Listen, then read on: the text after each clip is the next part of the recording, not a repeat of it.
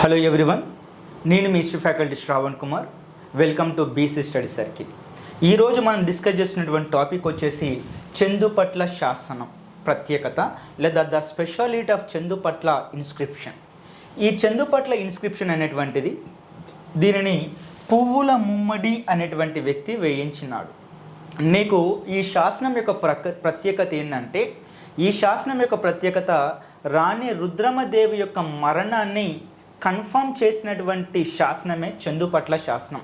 మనకి 1994 వరకు కూడాను రాణి రుద్రమదేవి ఎలా చనిపోయిందో మనకు తెలియదు. ప్రస్తుత తెలంగాణలో ఉన్నటువంటి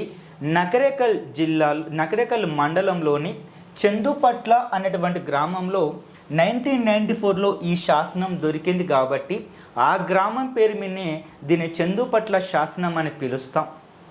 మరి ఈ శాసనంలో పువ్వుల ముమ్మడి ఏమని వేయించినాడంటే, తన నాయకుడు అయినటువంటి మల్లికార్జున నాయుడు మరియు రాణి రుద్రమదేవి ఇద్దరు కూడానే త్రిపురాంతక కాయస్థుడు ఎవరైతే ఉన్నాడో కాయస్థ అంబదేవుడు ఎవరైతే ఉన్నాడో త్రిపురాంతకం వద్ద యుద్ధం చేస్తూ వాళ్ళు 1289 నవంబర్ 27 లేదా 28 రోజున వాళ్ళు చనిపోయారని చెప్పేసి మనకి చందుపట్ల శాసనంలో వివరిస్తుంది. ఇక నేను 2 డేట్స్ ఎందుకు రాశానంటే, మెజారిటీ బుక్లలో ఈ 2 డేట్స్ ఉన్నాయి. నవంబర్ 27 ఉంది, నవంబర్ 28 ఉంది. కాబట్టి నేను ఆ 2 డేట్లు కూడా రాశాను. ఈ చందుపట్ల శాసనంలో తమ నాయకుడైనటువంటి మల్లికార్జున నాయుడు మరియు రాణి రుద్రమదేవి ఇద్దరు కూడాను శివైక్యం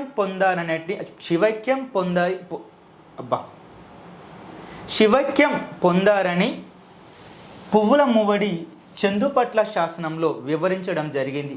దీంతో అప్పటి వరకు కూడాను రాణి రుద్రమదేవి పైన ఉన్నటువంటి మరణం పైన ఉన్నటువంటి సందేహాలు ఒక్కసారిగా పచాపటం చేసినటువంటి శాసనమే చందుపట్ల శాసనం. Thanks for watching this video.